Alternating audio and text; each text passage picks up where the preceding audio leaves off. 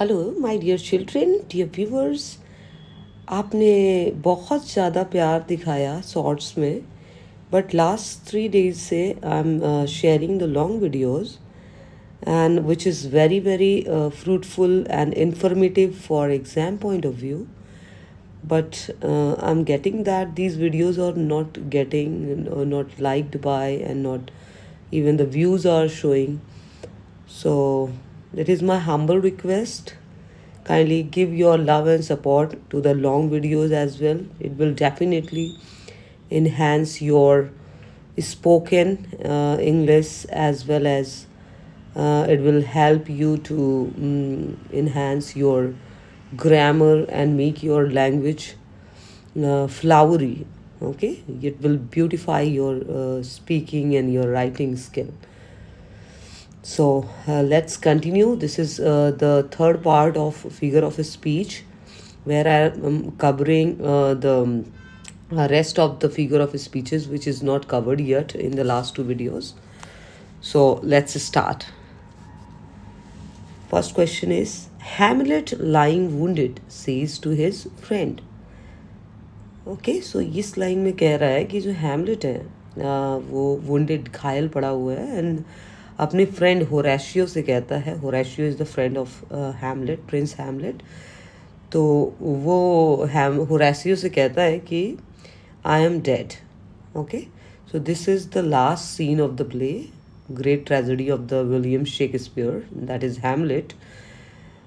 So abhi you need to identify that what sort of figure of speech is used here, right?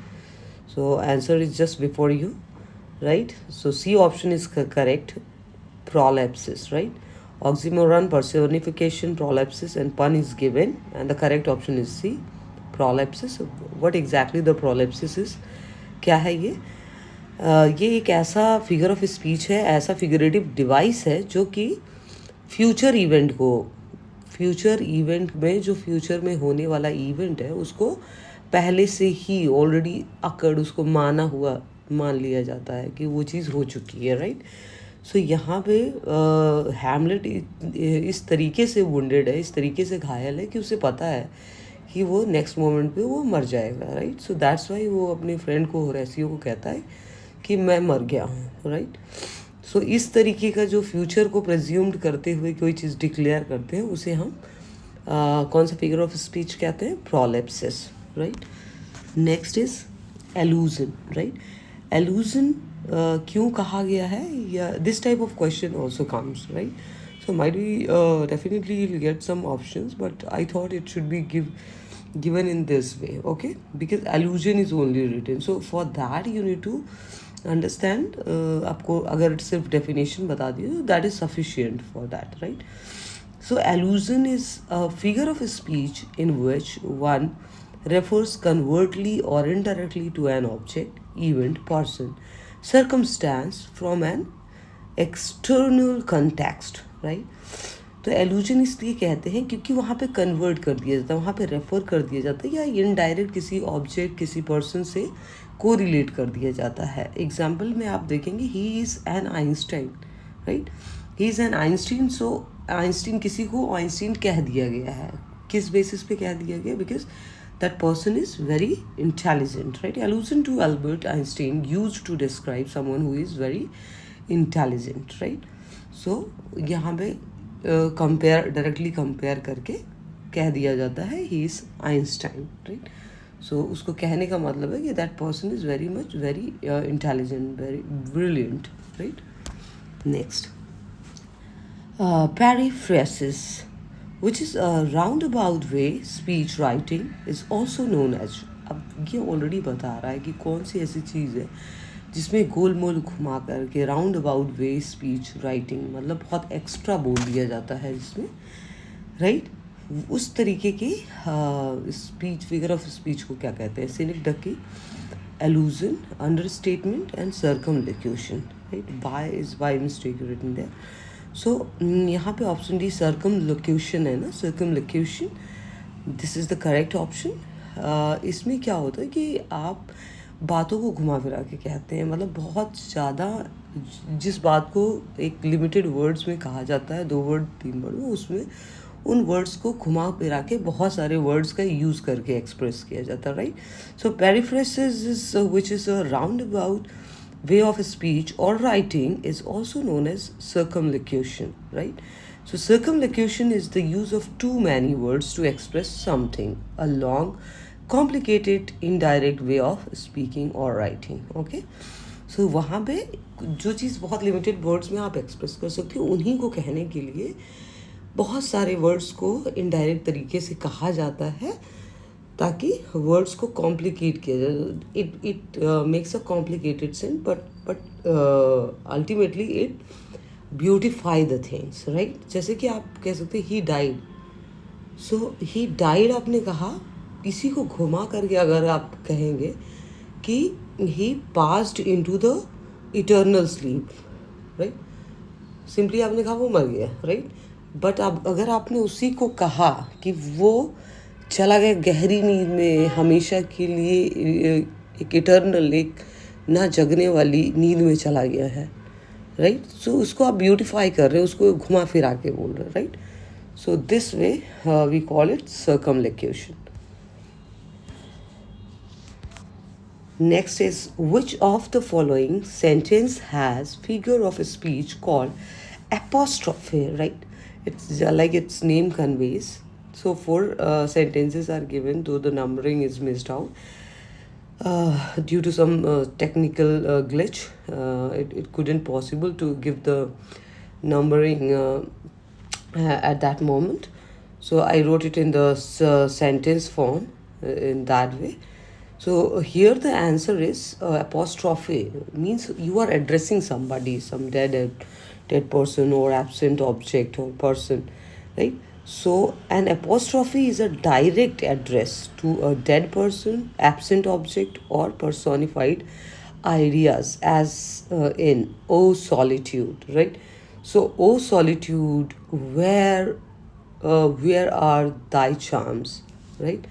So यहाँ पे "O solitude" करके convey किया गया है, right?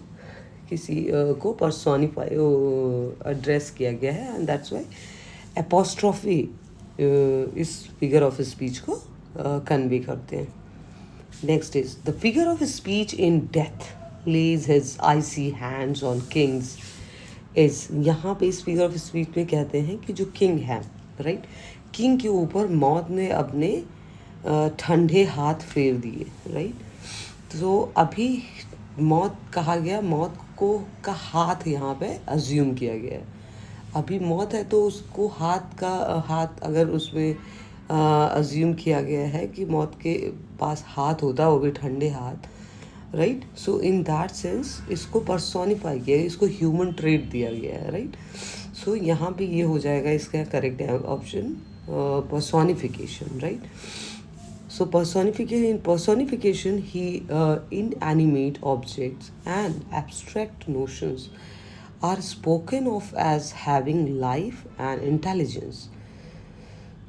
So यहाँ पे कहा गया है कि जो एब्स्ट्रैक्ट चीज़ें होती हैं, जो मटेरियलिस्टिक चीज़ें होती हैं, उन लोगों को उन्हें ऐसे एक्सप्रेस किया जाता है जैसे कि उनके अंदर लाइफ हो, उनके अंदर इंटेलिजेंस हो, ठीक है? उन्हें ह्यूमन ट्रेट्स दे दिया जाता है.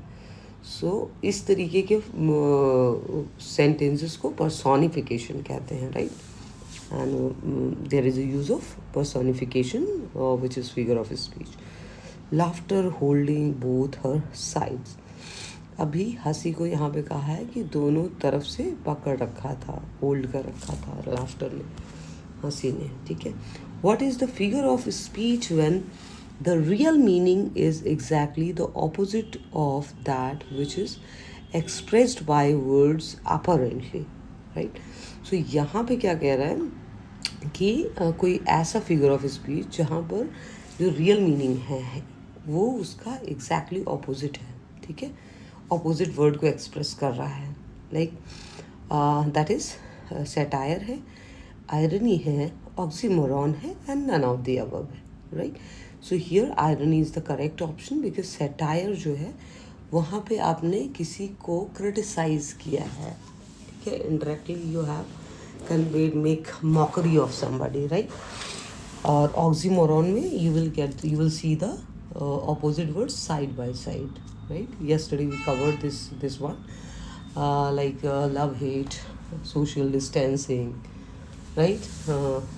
Dark white, black and white, sort of, not many words. Okay, so B is the irony is here when the real meaning is exactly the opposite of that which is expressed by words. Apparently, the figure of a speech is known as irony. Now we are going to look at the example. Yeah, Brutus says he was ambitious.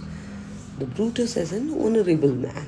Okay, सो यहाँ पे वो बोल रहा है कि Brutus को कहा गया है कि he was a ambitious man, right? So and Brutus is an honourable man as well as honourable भी कहा गया है, though he made a great conspiracy against the king, right? Next is careless.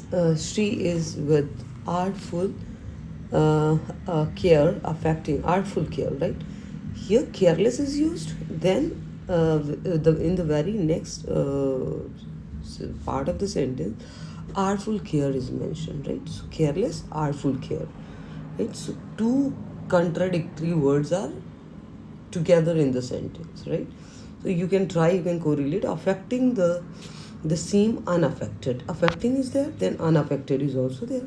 So such type of words are paradox. Okay, a paradox is ऐसे statements को हम paradox जिसमें same he at a time you will see the two contradictory words in the sentence, right? Paradox, विरोधाभास, जो कि आपस अपने आप को ही contradict कर रहे हैं, दो words, right? That is self contradictory because of often contains two statements that are both true but general can't both be true at the same time. Okay, so दो contradictory words sentences होंगे but वो एक दूसरे को contradict करेंगे, right? वो दोनों ही सही होंगे but एक साथ एक दूसरे को favor नहीं करेंगे, right? So this was the questions for today. Now I'm going to wrap up the video with a beautiful quotation or the thought that hardships often prepare ordinary people for an extraordinary destiny. Okay, so मेहनत है, hardships है, हमारी जो struggle है हमारी life के, वो क्या करते हैं, प्रिपेयर करते हैं एक ऑर्डिनरी पीपल को के लिए एक एक्स्ट्रा ऑर्डिनरी डेस्टिनी, उसके लिए भाग्य, ठीक है, उसके लिए फ्यूचर क्रिएट करता है, ठीक है? सो hardships are the part of life, so accept it and take it as a challenge and overcome it. So thank you everyone, good night, stay motivated.